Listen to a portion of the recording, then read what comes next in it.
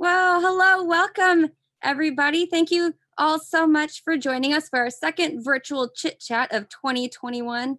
I'm not sure what number it is in our chit chats of this season, but that's probably a good thing. For those of you who don't know me, my name is Allison and I'm a member of Mad Horse Theater Company, and I will be your Zoom MC for the evening. Before we jump into tonight's events, I do have some reminders, so please forgive me for talking for a couple minutes. I'll try to go fast and coherently. First, our Mad Horse Theater building is located in South Portland with company members spread out amongst the greater Portland area. And this is all Indigenous land stolen from the tribes of the Wabanaki Confederacy. So on behalf of Mad Horse, I want to acknowledge that we are working on deepening our knowledge and doing better of this history. We encourage you all, if you have not yet, or just to continue doing so, to visit native-land.ca for a comprehensive map of Indigenous lands. And also visit abemuseum.org to learn more about Indigenous tribes of Maine. Wabanaki Reach is also a really great resource to learn more about like the true Maine history and the foundation of this state and the people who were here first. And also kind of on a somber note, you've all probably been seeing in the news lately, the Asian American and Pacific Islander community is experiencing violent attacks. Not just right now, we're seeing an uptick right now. It's truly terrible. And these are some members of our community who are so valuable and wonderful. So we've had a slide up sharing some Maine-based and a couple of national resources on how to support and continue to educate ourselves. We will also bring it up again at the end of the evening. We're going to have those resources up and available on our website. We're always looking to collect more. We want to acknowledge that we condemn this violence. We want to encourage everybody to support all of these members of our communities, these valuable people that we love so dearly. Mad Horse is here in solidarity. And now to kind of transition back out, our model for the evening is inspired by Pecha Kucha style storytelling. So each artist you're about to meet will have approximately 7 minutes to speak or perform for all of you. We are going to move from artist to artist, and then for the end, for about the last half an hour, we're going to open things up to all of you, our audience, and we're going to have a nice discussion and question and answer. And so during the evening, you can send all thoughts, questions to us via the Q&A function at the bottom of your Zoom screen, and we, your hosts, will help facilitate the conversation. You can send questions along at any time. You don't have to wait until the end if things pop up as people are talking.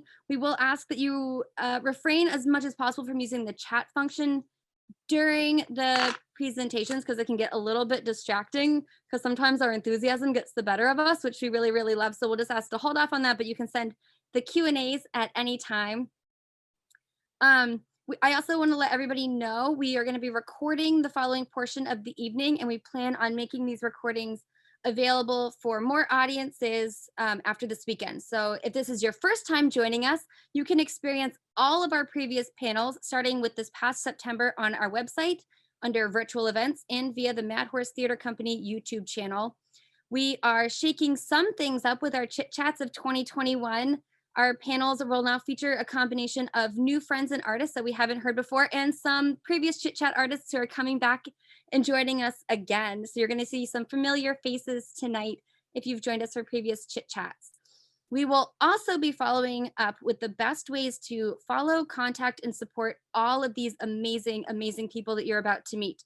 If you can, please help support these folks. We'll be sharing the best ways to do that throughout the evening. We'll be sharing that in our follow-up emails and across all of the Mad Horse social media. We'll make sure that you have all of the direct links, because supporting artists is so important. And I'm going to give you a spoiler right now. A lot of these friends have the coolest projects happening, and it's so heartwarming to see and know that the art and theater world in Maine is still alive and thriving. So we're going to have so much information coming your way, and don't panic. We'll make sure that you get it all.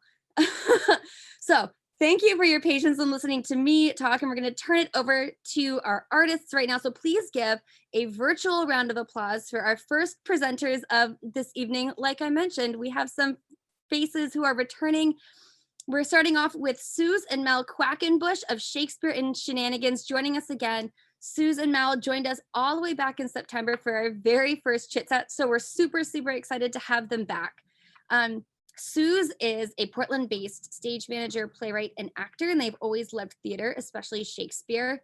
And born in the early days of March 2020, a whole year ago right now, Shakespeare and Shenanigans was started and aims to showcase the language of Shakespeare in fun and new ways.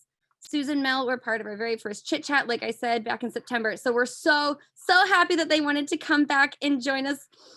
And Suze, Mel, I'm going to hand it over to you. I'm so happy that you're here. We are also happy to be here. So instead of talking about how we do Shakespeare, we are going to show you. So we are going to do a little scene from the Taming of the Shrew. I am the Shrew, and so, yeah, it tracks. So this is Petruchio and Catherine's first meeting from Taming of the Shrew. I will attend her here and woo her with some spirit when she comes. Say that she rail, why, then I'll tell her plain that she sings as sweetly as a nightingale. Say that she frowns, I'll say she looks as clear as roses newly washed with dew. Say that she be mute and will not say a word, then I'll commend her volubility and say that she uttereth piercing eloquence. If she do bid me pack, I'll give her thanks as though she bid me stay by her a week. If she deny to wed, why, I'll crave the day when I shall ask the banns and when be married. But here she comes. And now, Petruchio, speak. Good morrow, Kate, for that's your name, I hear. Well, have you heard, but something hard of hearing. They call me Catherine, that you speak of me. You lie in faith, for you are called plain Kate, and bonny Kate, and sometimes Kate the cursed, but Kate, the prettiest Kate in Christendom, Kate of Kate Hall, my super dainty Kate, for dainties are all Kates, and therefore, Kate, take this of me, Kate, of my consolation. Hearing thy mildness praised in every town, thy virtue spoke of, and thy beauty sounded, yet not so deeply as to thee belongs, myself am moved to woo thee for my wife. Moved in good time. Let him that moved you hither remove you hence. I knew you at the first. You were immovable. Why, what's immovable? A joined stool. Thou hast hit it. Come sit on me. Asses are made to bear, and so are you. Women are made to bear, and so are you. Not such a jade as you mean? Alas, good Kate, I will not burden thee, for knowing thee to be but young and light. Too light for such a swain as you to catch, and yet as heavy as my weight should be. Should buzz. And well taken, and like a buzzard. Oh, slow-winged turtle, shall a buzzard take thee? Aye, for a turtle, as he takes a buzzard. Come, you wasp, in faith you are too angry. If I be waspish, best beware my sting. My remedy is then to pluck it out. Aye, if the fool can find where it lies. Who knows not where a wasp does wear his sting, but in his tail? In his tongue. Whose tongue? Yours, if you talk of tails, and so farewell. What with my tongue in your tail? Nay! Come again, good Kate, I am a gentleman. That I will try. I swear I'll cuff you if you strike again. So may you lose your arms. If you strike me, you are no gentleman. And if no gentleman, then no arms. A herald, Kate? Oh, put me in thy books. What is your crest? A cock's comb? A combless cock, and so Kate will be my hen. No cock of mine, you crow to like a craven. Nay, come, Kate, come. You must not look so sour. It is my fashion when I see a crab. Why, there's no crab, so therefore look not sour. There is. There is. Then show it me. Had I a glass, I would. You mean my face? Well aimed of such a young one. Now, by St. George, I am too young for you. Yet you are withered. 'Tis with cares. I care not. Nay, hear you, Kate. In sooth, you scape not so. I chafe you. If I tarry, let me go. No, not a whit, for I find you passing gentle. 'Twas told to me you were rough and coy and sullen. Now I find the report a very liar. Thou canst not frown, thou canst not look askance, nor bite the lip as angry wenches do, nor hast thou pleasure to be cross to talk. Why does the world report that Kate doth limp? O slanderous world, Kate like a hazel twig, straight and slender, and as brown as Hugh and hazelnuts, and sweeter than the kernels. Oh, let me see thee walk, thou dost not halt. Go, fool, and whom thou keepst command. Did ever Diane so become a grove as Kate this chamber with her princely gait? Be thou Diane, and let her be Kate, and then let Kate be chaste and Diane sportful. Where did you study all this goodly speech? It is extemper from my mother's wit. A witty mother. A witless else her son. Am I not wise? Yes, keep you warm. Marry, so I mean, sweet Catherine, in thy bed, and therefore setting all this chat aside, thus in plain terms, your father hath consented that you shall be my wife, your dowry agreed on, and will you, nill you, I will marry you. Now, Kate, I am a husband for your turn, for by this light whereby I see thy beauty that doth make me love thee well, thou must be married to no man but me, for I am he who born to tame you, Kate, and bring you from a wild Kate to a Kate conformable as other household Kates. Now here comes your father. Never make denial. I must and will have Catherine for my wife. So that is what we do every Friday night, except for tonight because we're here. But yeah, that's kind of how we do Shakespeare. And that's us. So Allison, back to you. Yay! Thanks, Quackenbushes. That was so much fun. I was just saying, I think the last Shakespeare show I saw before lockdown was Taming of the Shrew in Camden with the Camden Shakespeare Festival. So that was like a nice throwback and kind of come full circle as we're coming out of everything. So yes, thanks again. And everybody, please, you want to go follow Shakespeare and Shenanigans, you can find them on Facebook. You can also contact them directly by emailing shakespeare.and.shenanigans@gmail.com. And I will say this a lot tonight, it's so important to support artists. You can support them via PayPal, paypal.me/Shakespeare and Shenanigans. We will get all of those links to you, so do not worry. But you definitely want to go follow along for all of the fun and join in when you can. But for now, our next artist tonight is Grace Livingston Kramer, pronouns she, her. She is currently an actor, administrative marketing associate, and guest teaching artist for Penobscot Theater Summer. Oh my gosh, Penobscot Theater Company. In the summer and fall seasons, Grace is in the professional acting company, summer camp co-director, and company manager for Weathervane Theater in New Hampshire. Grace, by the way, I go hiking out there and it is beautiful. So everybody, you want to go out there. It's amazing. Grace is a proud founding member of Heart Global, a nonprofit organization created to inspire, uplift, and provide hope and empowerment through music to youth around the world. Grace has spent the last 15 years training, performing, and teaching the importance of the performing arts that has on students.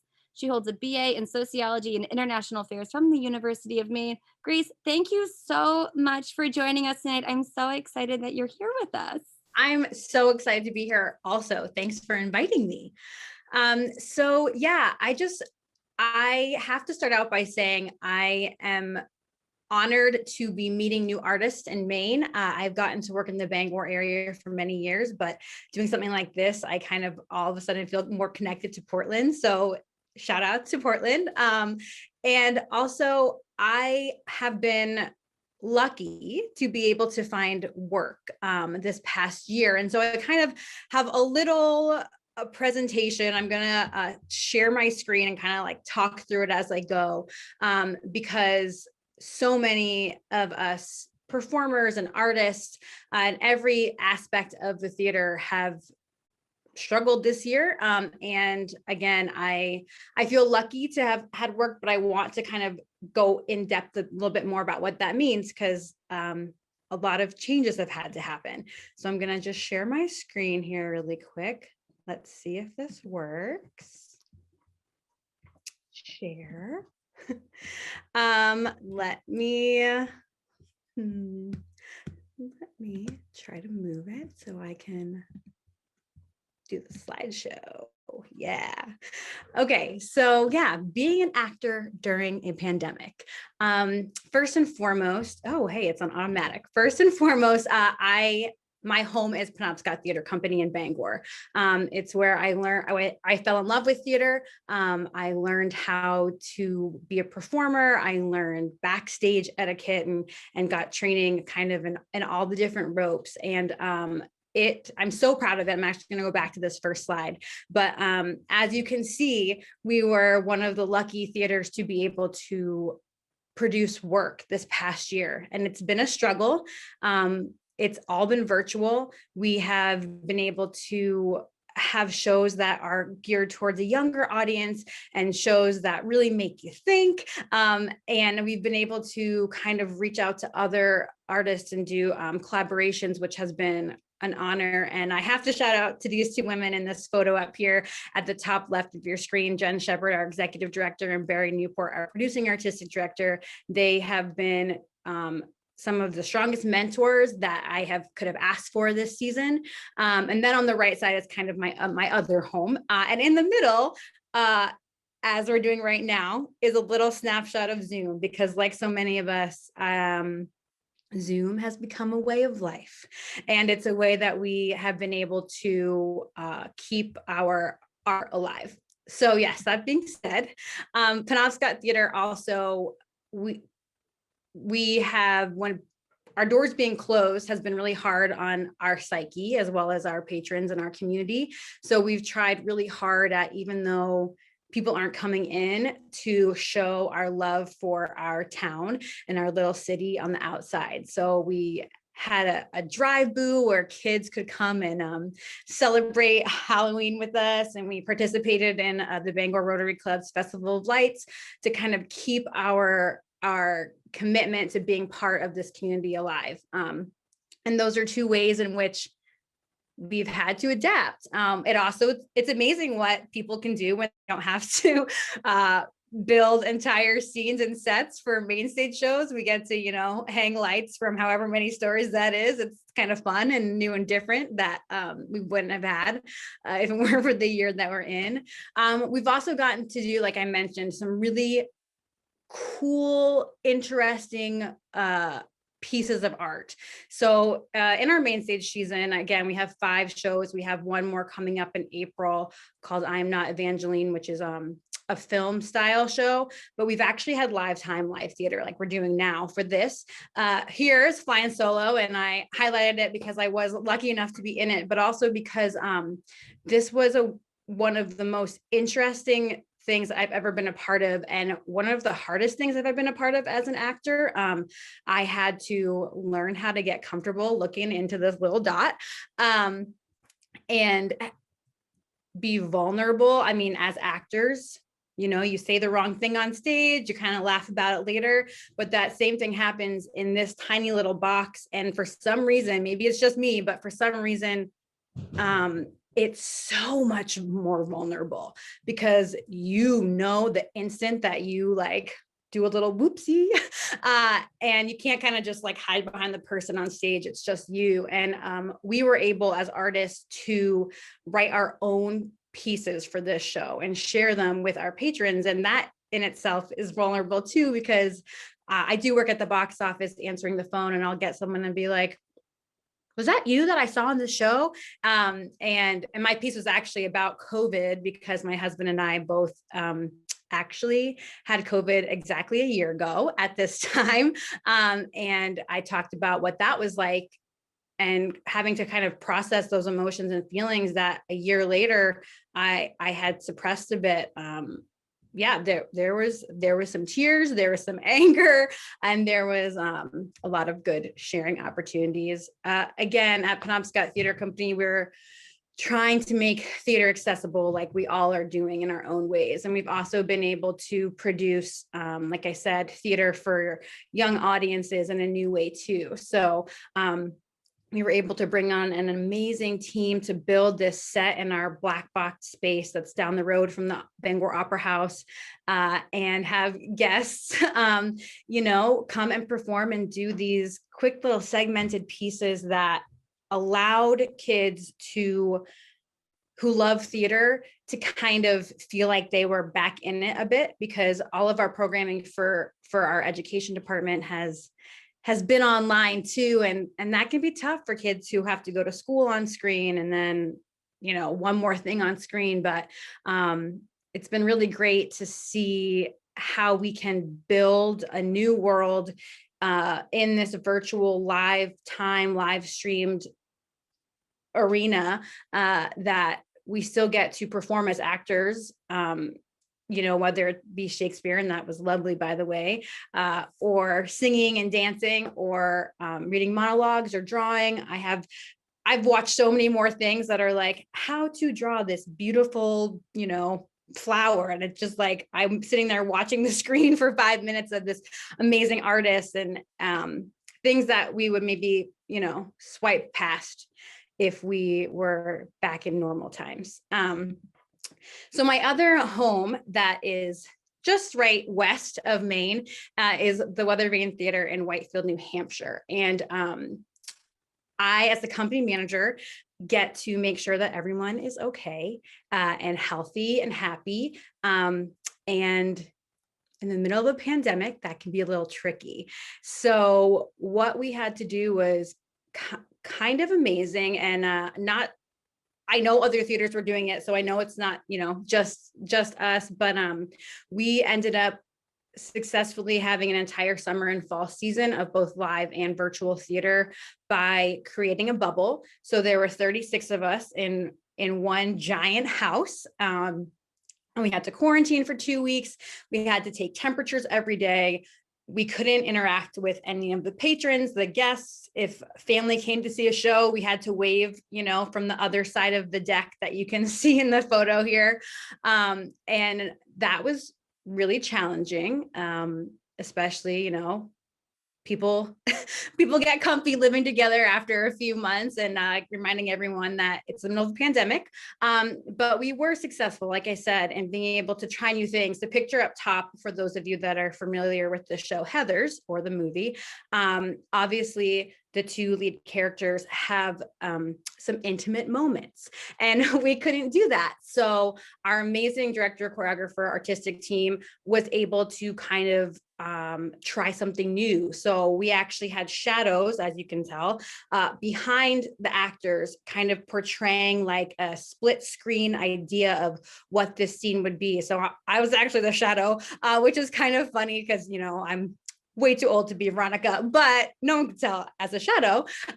And that was a challenge too, because having to be miming somebody, I had to be lip syncing all her words, so my mouth was in sync at the same time. And again, these opportunities as a performer that have been able to push me, and for me to be able to kind of expand my idea of how to make something work is really neat, because then when we come back together, once it's safe again, to have, you know, everyone be everywhere, hugging each other, high-fiving, all the things, and being an actor on stage again, it'll be interesting to see what we take with ourselves from all this. And then we were lucky enough, kind of one of the ups and downs of the summer, right? A lot of no's. Our audience not being able to be with us the way they wanted to, having them have to be spread out. We were able to become equity approved, sort of the Actors Equity Association, to have in-person theater for a very small audience.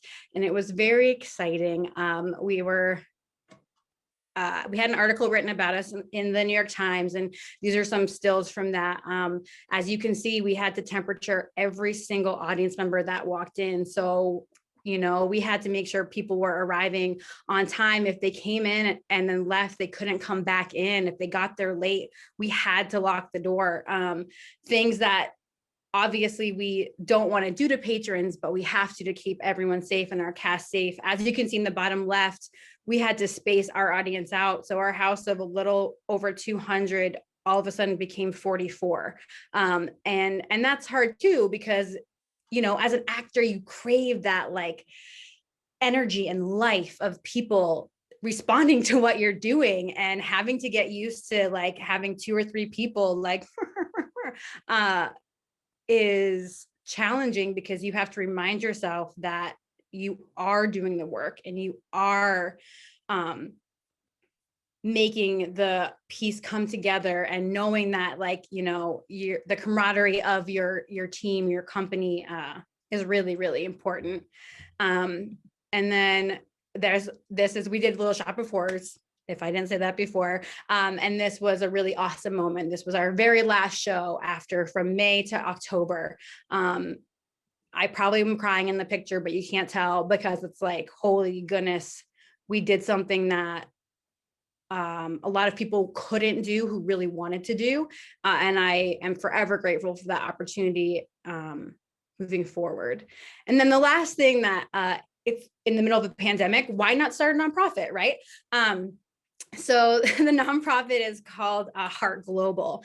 And what we're doing is, it is a bunch of people that I know and love very well. And we have started an educational nonprofit to show the importance of music education and music outreach around the world, to bring young people together to feel safe and included in this ever growing world of performing arts. And we actually, our mission is to be on the road, but again, we're waiting to be safe because it's a pandemic. And we have started doing online e-workshops. And the silver lining to that is, you know, our vision is a cast to be able to travel place to place.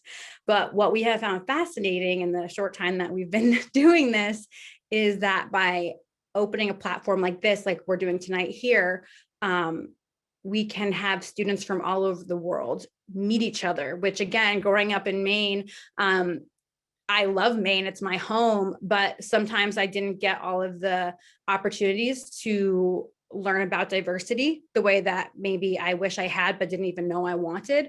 And so being able to do events like these e-workshops, like I said, allow, you know, you click on the button and register and you can be anywhere in the world that there's internet, at least. And that's really exciting to see these kids like show up and kind of be a little bit quiet and soft and like, what is this? And then by the end of the time together, you know, be jumping around and being in a group with someone. We are lucky to have translators for certain areas in the globe where we go. So that does help as well. But, you know, music is a language we all understand. So we get by just by sharing our joy. And then one more part that's really cool that we just started. Actually, I don't think I have a slide for it.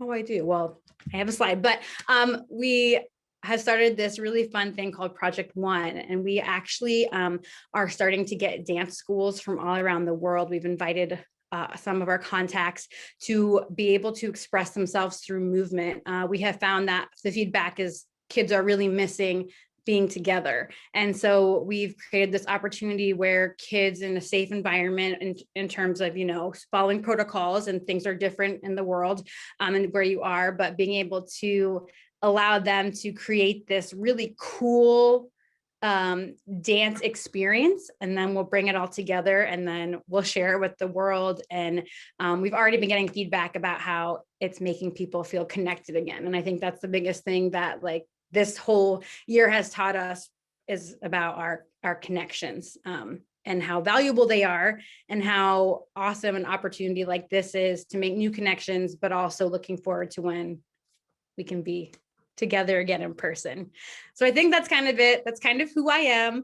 That's what I do. It's kind of a lot, but I feel totally, completely lucky. Again, like I've said a few times now, to be able to look back on this past year and the hardships that we faced with both the pandemic and social justice, and be able to have grown from myself as an artist, and hopefully be able to help continue our community grow. So that's it. That's me.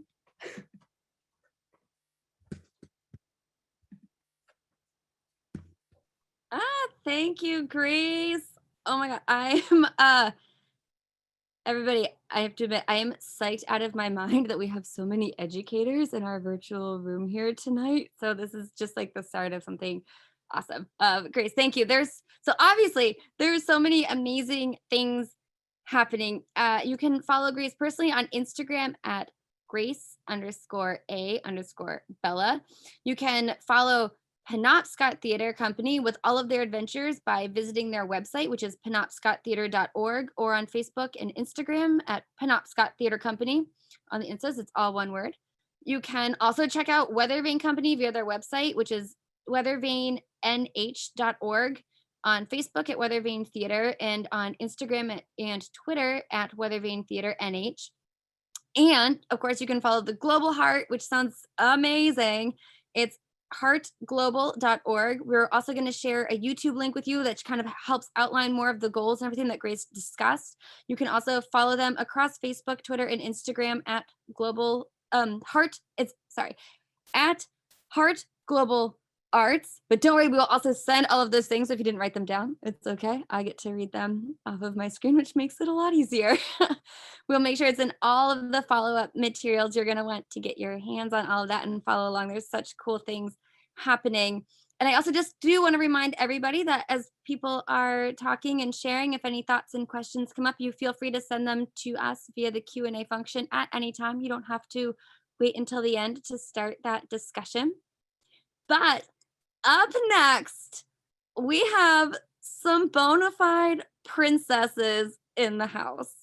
Brie Roche is the director and founder of Brie's Best Guests and Jurassic Joe's Dinos. She is a graduate of the University of Southern Maine's undergraduate teaching and history program. And while she was there, Brie was recognized for her research in women's history and the history of those often forgotten. When Brie is not performing in local theater productions or wearing a crown, she works as a humane educator at the Animal Welfare Society, teaching students of all ages about animals, empathy, and compassion. And our friend Joanna Clark is a professional actress and specializes in customer service and sales at a small family-operated business. She attended NYFA Burbank in 2013 for acting and film. And as a performance advisor with Brie's Best Guests, she trains new cast members to become comfortable and confident in their roles at parties, including, but not limited to, makeup and wardrobe, voice work, and character and development and movement. So Brie's Best Guests started with a mission to spread joy while being inclusive and sensory friendly so that princes and princesses with different types of needs can have a magical experience. I am so excited to have you both here tonight, Brie and Joanna. All right. Can I start? It says unable to start video. Hello? Oh no, Max, we might need you. We can at least hear you all. Oh, that's great. But we look really cute. Yeah, we did it all. Okay. Yeah, there it is. Go. Okay. So hi, I'm Brie. I'm Joanna. And I am the founder of Brie's Best Guests, and Joanna is a huge part of Brie's Best Guests. And so we want to talk a little bit about character performing, which is what we do, and some new ventures we do with children's entertainment.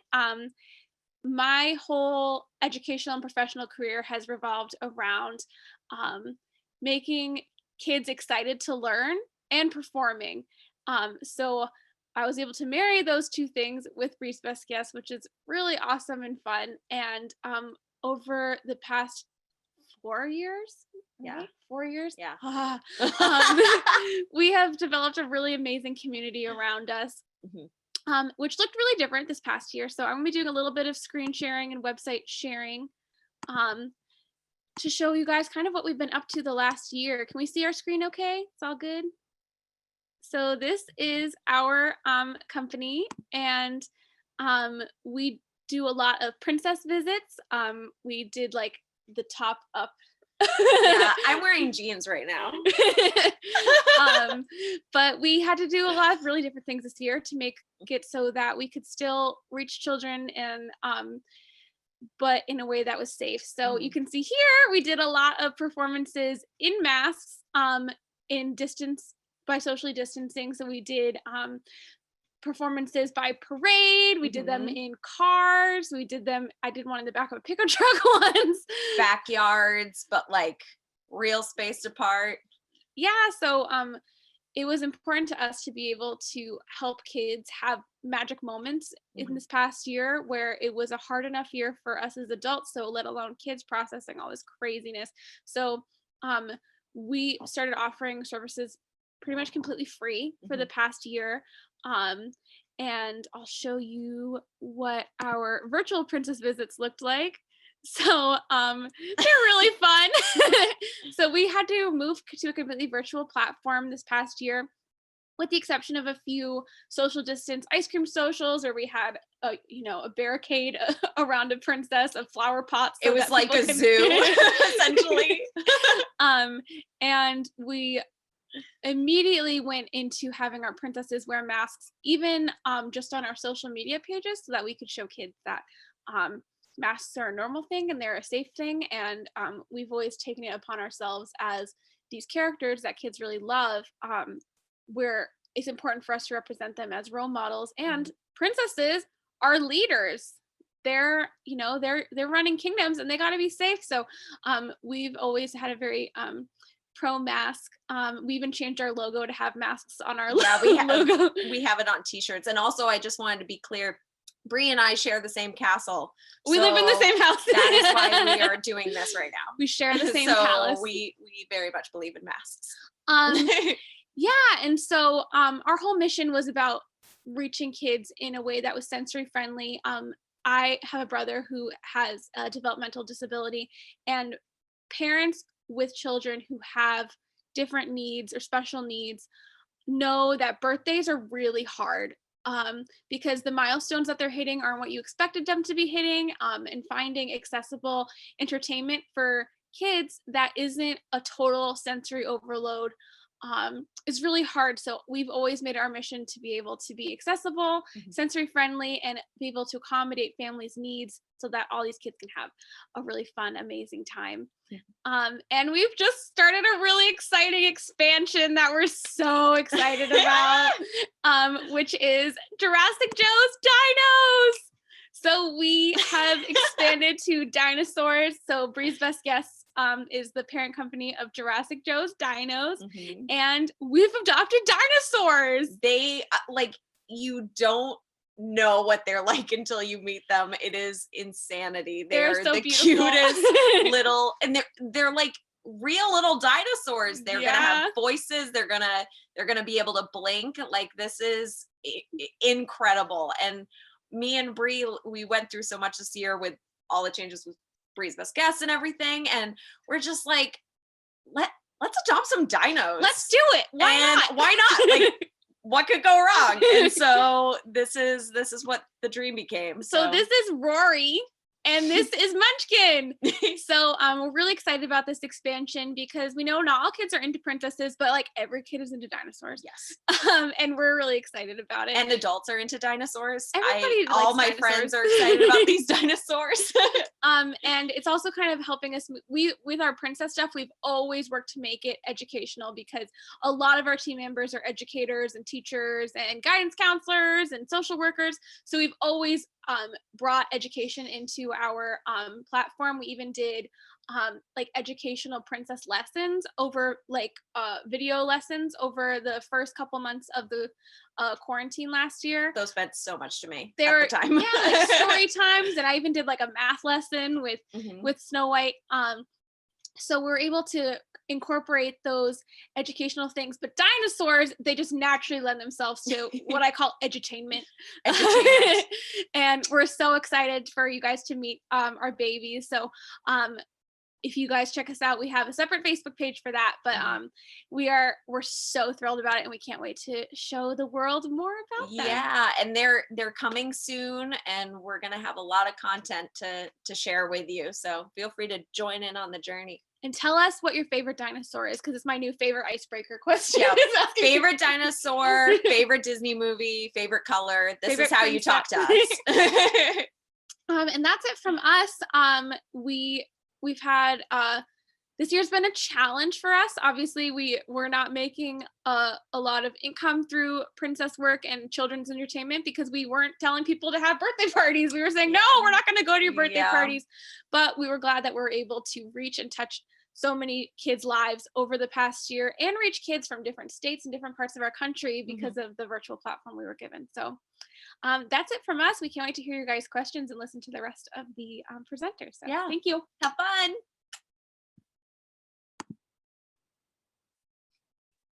Thank you, Brie and Joe. That was awesome. I'm so excited. I was like, my favorite dinosaur is the velociraptor. Nice. It's my favorite. Like, I ask everybody now. It's like impulse. I have to ask people what their favorite dinosaur is. I'm a Brachiosaurus kind of gal. Yes.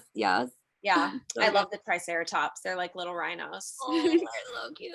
I feel like my favorite Disney movie is hard, but this is just shameless plug for Disney. We just saw Raya and the Last Dragon. Oh, it's so good. It's really good. We recommend Beautiful. it. It's so good. So please go watch that. Yes, Everybody. we're really committed to we didn't touch on this, but we're very, very committed to appropriate casting for princesses and making sure that everybody is that little girls and boys and children of color are able to see princesses and characters that represent them. Yep. So we haven't found a Raya yet, but we will, and I'm so excited. If you know anybody that could be Raya, you reach out.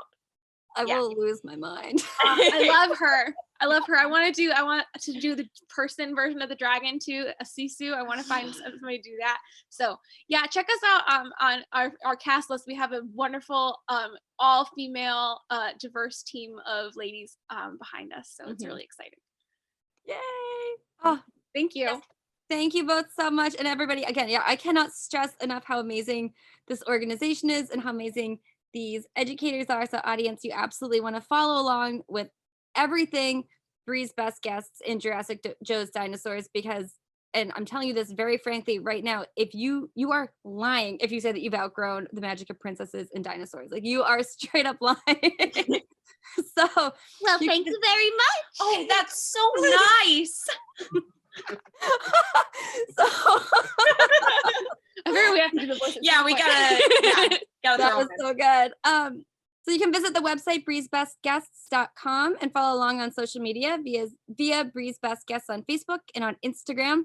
And you can support Brie's Best Guests on Venmo and PayPal, because again, and I will keep saying this over and over and over, please support artists. It's so important. And again, we will also those are expensive to feed. Yes. They eat a lot. And we will share all of this information and all of our follow-up materials. So we'll make sure you get all of those ways to follow and support.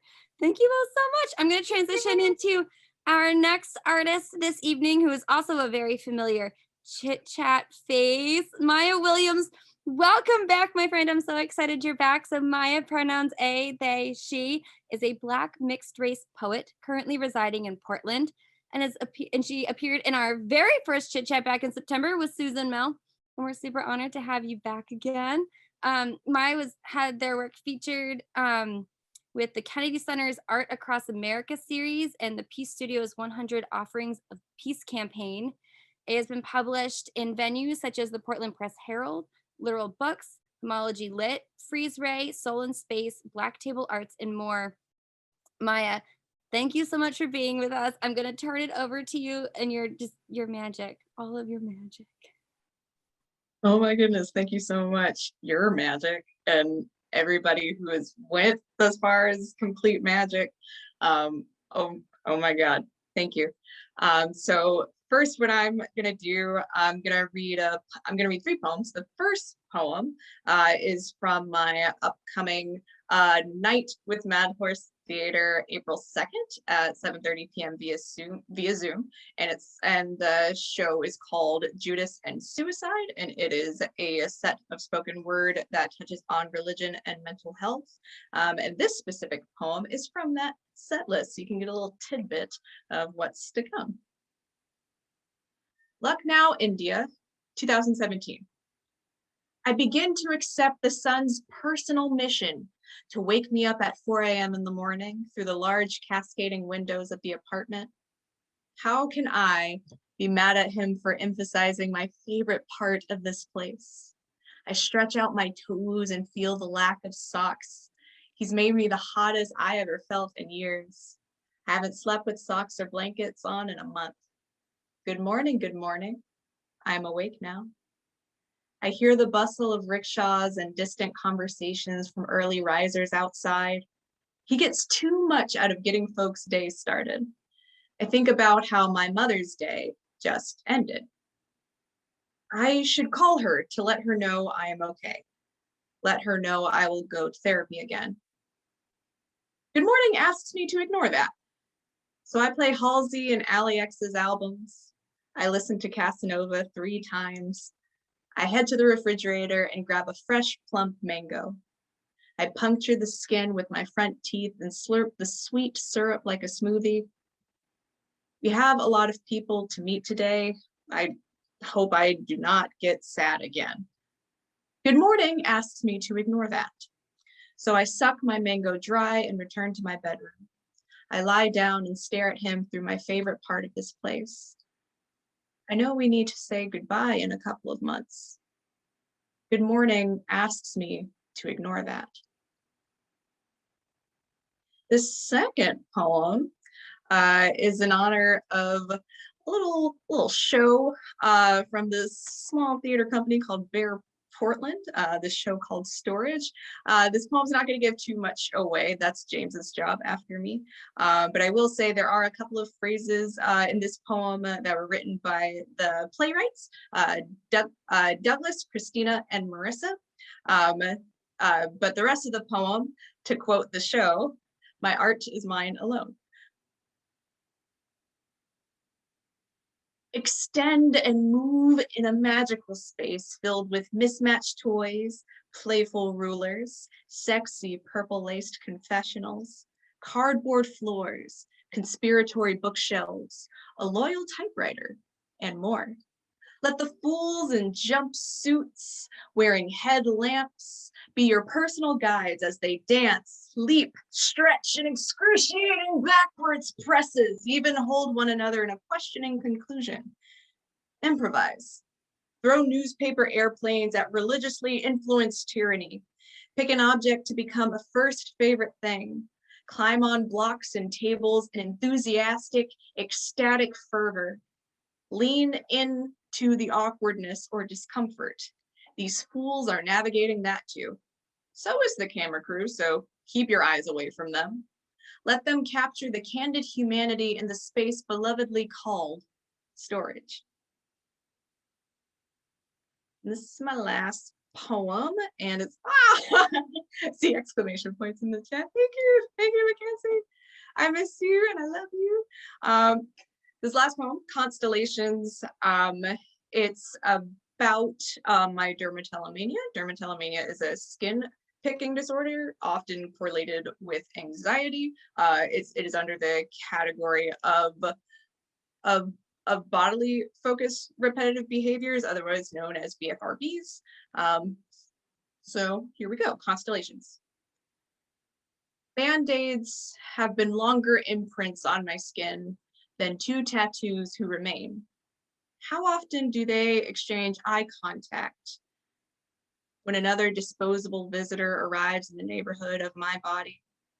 I would like to believe, as long as there is no blood close to their backyard, they won't pay the medical stickers any mind.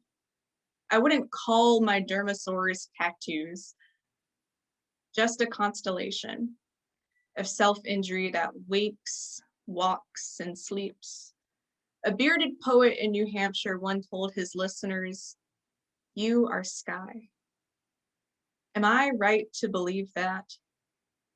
Am I right to call byproducts of a compulsive disorder what astrologers and literature respected for centuries? Are my tattoos comets trying to singe the stars to bits, or are they moons holding space in permanent stasis? Rotation so slow the human eye can't comprehend it. Thank you all so much for listening to these poems. Other work you can check out of mine, my good collaborator and friend of mine, Mia Willis, We're both working on a video essay series as well as a podcast called Dying Laughing, and it is about the representation of suicide in entertainment. I am currently on somewhat of a digital tour with a local rapper and poet based in Portland, Miles Bullen, and we're working with a lot of colleges, specifically mental health college groups, sharing poems and discussing things about self-care and how to take care of ourselves in this pandemic and so on and so forth. I host an open mic series called Port Veritas on Tuesday nights via Zoom at every Tuesday night at 8 p.m. And I host a writing workshop Sunday mornings, 10:30 a.m. to 11:30 a.m. And that is all I will share. Thank you, Madhorse, for this time. Thank you, Maya. You're so cool. You're all so cool. And you do so much. It's amazing. So friends, the best way I would say to follow along and stay up is go to Maya's website. There's like all the information about the work that they're doing. There's links, photos, ways to donate. So it's www.mayawilliamspoet.com. You can also follow Maya Williams on Facebook, and we'll also share Twitter and Instagram information. Maya also has a podcast called Dying Laughing, and we're going to share all of the ways to follow that as well. You can also support both the podcast on Patreon. It's patreon.com/Dying Laughing. And you can support Maya personally on Patreon. It's patreon.com/Maya Williams Poet. You can also support Maya via PayPal, Maya Williams 16, and Venmo at Maya Williams 16, and on Cash App. It's a cool $, Williams May 13. Again, we will send all of that info. We're going to make sure you can find all the ways to follow along. Their work is so amazing. We're so excited. So, and as a little quick Madhorse shameless plug, yeah, mark your calendars for, I don't know how to do math. Brie, I'm going to need your help as Snow White. I think it's two Fridays from now is April 2nd. Is that correct? My calendar's not up. We're going to send that out too, but we're going to be hosting an evening with, it's going to be all poetry. We're going to be sharing some more information and also amazing artwork by artists. Thank you. April 2nd, 2 Fridays. Some original art for the show by art by Buff Cat, which is also amazing. So you're going to want to check all of that out. Mark your calendars. Buckle up and get ready. And also you're going to want to be checking out Storage with BarePortland, which my friend James is going to talk about soon because I'm going to be introducing him. So our final artist of the evening is the one, the only, Mr. James Patefield. James, pronouns he, him, is a Portland-based actor, director, writer, and fight choreographer. He has been a BarePortland company member since 2015 and has acted with Madhorse, Portland Stage, and other companies in the area. He is part of the PortFringe organizing committee and chairs the board of Speak About It, a Portland-based sexual consent education organization. And spoiler alert, you're going to be able to learn even more about Speak About It at our April chit chat. So you're just going to want to take note of that, but I won't give any more away. James, thank you so much for being with us tonight. Thank you so much, Allison, and thanks to Madhorse for making this space available to artists. I think that especially during the pandemic, community is so vital because it's the thing that can feel so ephemeral and so hard to put our arms around when we are all isolated from each other as we need to be. So I'm here to talk to you about 2, maybe 3 exciting things. If I have time, I need to start my stopwatch now to make sure I don't go over. But I'm here to talk to you about Storage, which is a performance / installation / year-long multimedia project that I was lucky enough to direct. Which is now available for streaming and originally premiered in March 2020. If you came to last year's Chit Chat, you may have heard my good friend and colleague Sequani talk about Storage because she was our documentarian, and I am so thankful for her every day because without her, we would not have all the amazing images that we have of the project, and she was really, really integral. And so just a little background on it. In 2019, the little theater company I'm part of, BarePortland, acquired the contents of a storage unit somewhere in the greater Portland area at auction. And we spent around a month cleaning out the unit and sifting through the meticulously organized trash that was inside. It was, I think 8 by 10 and just wall to wall, floor to ceiling, just packed full and meticulously organized in some of the strangest ways. And it became very clear to us early on that we needed more help to tell these multitude of stories that we were finding in the storage unit adequately, because we weren't just finding one story. I'm so sorry. I need to let my cat in my office. Hello. Okay. So we realized immediately that we had to bring in other voices to help us interpret all this evidence we were getting. And so, as Maya mentioned, we worked with 3 local writers, Douglas Milliken, Christina Richardson, and Marissa Schneiderman, all from different backgrounds and disciplines, all with different lenses to view all of this wealth of information we were getting. And they helped us develop a wild script through a year of devising and workshops and really careful and interesting conversations. And so we had created this thing. It was a full immersive installation and performance. And we opened in March 2020 and then promptly closed 5 performances later because of the pandemic. It's actually been just a whirlwind experience that I think I'm really thankful that we now have some closure for, because after a year of being, frankly, very sad and angry because of the pandemic, we all got our shit together enough to create a digital version of storage. So, more than 18 artists across at least 4 mediums came together to make this thing. I'm going to share my screen to show you all the website. So, as I mentioned, storage was not just a performance, but also a full installation. So, if this link will be circulated, but storage.bareportland.org is where you'll go to find the whole history of the project. And it's sort of built around what we had intended for so many more people to see in our lobby display that we had, where it was all around facilitating deep conversations about what this unit meant for also a changing Portland, and again, the multitude of stories we found inside. And we were lucky to contract with a social worker from Preble Street and a contract law professor from Humane Law to talk to us about how, on the one hand, how we didn't necessarily have a context for how precious objects can be for our most needy neighbors. And on the other hand, how storage units really exist at this weird intersection of contract law and the economy. It's fascinating. So I encourage you all to explore the website. The show is also there, and it is available for streaming through April 16th. All tickets are pay what you can.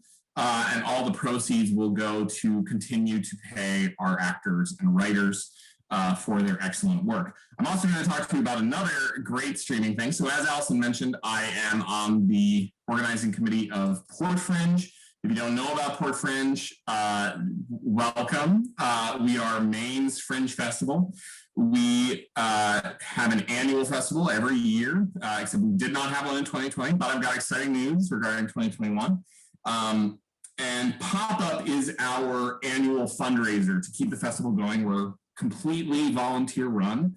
And I think we hold a vital role of, again, forming community.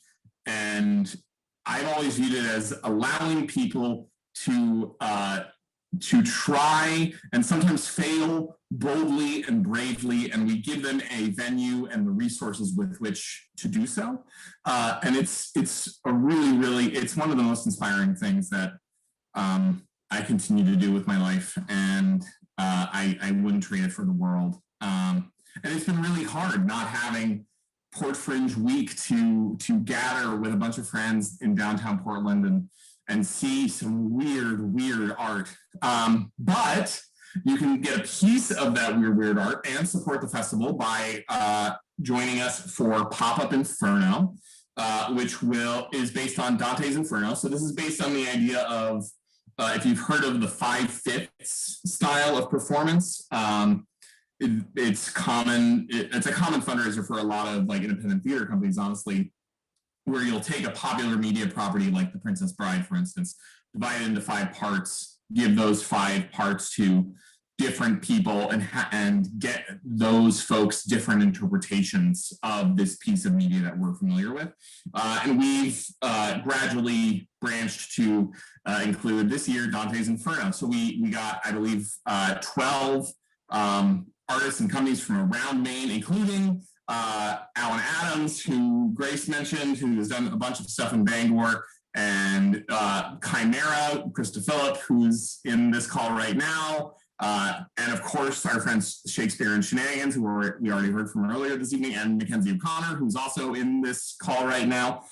It's a madcap tour of hell, and it is probably the fringiest thing we've ever produced, and I can't wait for you all to see it.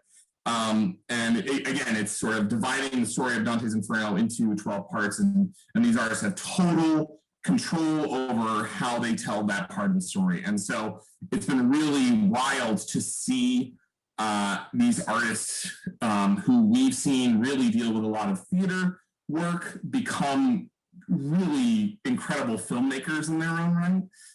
And we're so thankful for the opportunity to share this. So yes, this will be streaming on the PortFringe website, portfringe.com. Start premiering on April 3rd, Holy Saturday, how very fitting, and streaming through April 15th. And the other thing I wanted to just mention is Speak About It, which, as Allison mentioned, you will hear from next month. You'll hear from our wonderful and talented staff. I'm very lucky to chair the board of that organization, and I am so thrilled with the work that they do to forward consent education and sexual assault prevention, especially in a way that is pleasure focused and intersectional and queer and really exciting, and also based in performance. So I'm so excited they're going to be here next month. But in the meantime, feel free to check us out at wespeakaboutit.org and show your support, because it's I think a vital organization that I've dedicated a lot of time to, and there are so many others who have dedicated so much more time than me. And yeah, that's all I want to say about that. Thank you all so much for having me. I'm so excited to get to share and promote these pieces that I'm so passionate about and that I want more people to know about. So spread the word, tell your friends. Storage is real weird, so buckle up, but I think you'll be delighted to see the strange things that a group of people can make over a very purposeful 1-year process. So that's me. Thanks, James. Thank you, Allison. We're planning on watching Storage tomorrow, so I'm like Uber. Text me, live text me through it if you want. Okay. I'm so excited what you all think. Yeah, okay. Yeah, I'm so excited. You don't have to. It's very weird. Yeah, no, James, you buckle up. Tell them we bought tickets and then we couldn't go. Yeah, so Jake's talking at me because everyone's gonna hear this. So we bought tickets for it for last year, and it was like, I think the day that you all decided to not go forward with it because of the pandemic, we've been talking and we were like, should we go? Should we not go? And then we're like, March 13th. Yeah. We made the decision the same day, and I feel like literally since then it's been like we should have gone earlier.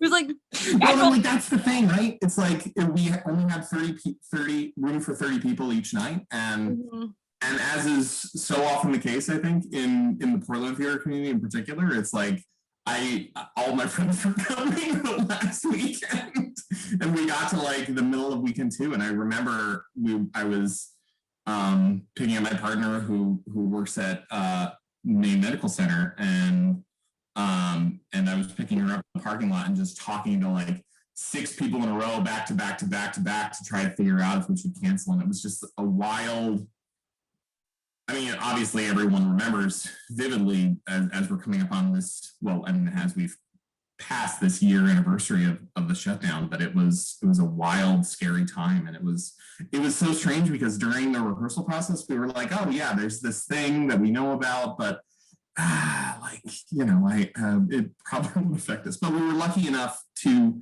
film that last performance for like a private showing of just like the roommates of our designers, and I'm so lucky that I'm so thankful and glad that we did, because just to have this digital artifact that can also allow us to spread it even more broadly than just the Portland theater community is really. Yeah, absolutely. And I was peeking through the website of it, and Sequani's photos are just beautiful, and Sequani knows because I gush about it. Like, incredible. I love her work so much. So I'm super excited. And I hope that excitement translates to more of our audience coming to join the fun, because everybody, you do definitely want to check it out. So James, you said it runs through April 16th. April 16th. We have your it's BarePortland.org, but we can also share the storage specific website and the RSVP link in our follow-up materials, everybody. So you're going to be able to click and say yes and go along, and everything I believe is pay what you can. Yes, it's all pay what you can. The only thing is just that it's a 48-hour streaming window. Great. Yes. So that's awesome. Yay. Yeah. So we'll make sure all of those details go out. You can also, everybody, you can follow BarePortland. It's Bare BARE on Facebook and on Instagram, BarePortland, all one word. And yeah, for anyone who's never been introduced to PortFringe, I'm kind of going to repeat you, James, like, do yourself a favor and introduce yourself to PortFringe. It's like the holiday season for theater, people. It's my favorite time of the year. So it's the best celebration. I'm so excited about Inferno, because I also love Dante's Inferno. I'm also really excited for June, because you're doing a virtual PortFringe in June. It's the 11th. Oh my God, I totally forgot to mention it. Yes, we are doing PortFringe 2021. I'm here to hype you. June, thank you so much. Through the 19th, we're going to have a virtual festival with live events at set times, and then also have a streaming option available for people. So it'll be a really, I think it'll still capture a lot of the fringy energy, and who knows, we're hoping that we can still have some maybe, socially distance appropriate in-person events where people can meet in person and have like a scavenger hunt around the city or something like that, and still engage in the madcap nature of PortFringe. So yeah. And I was peeking at the lineup, because I just can't wait. And it's like a lot of local friends, but it's also national friends. Like, I think Les is coming back for it, so we're gonna have some PortFringe friends who we've all seen before, and we're gonna have more. It's not just Maine, which is kind of this beauty of like Fringe in itself, but also this virtual sphere of being able to really connect.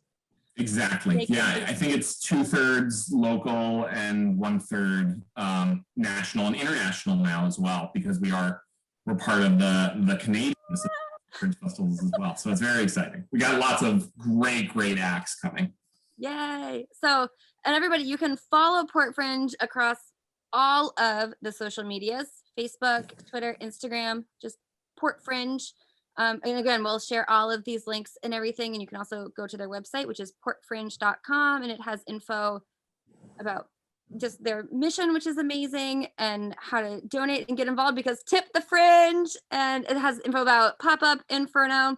It has info about the upcoming stuff in June. And then you can follow along and get involved in the next PortFringe things, because they make it so easy and accessible to everybody. James, thank you again. Thank you, Allison. And everybody, thank you so much for being here.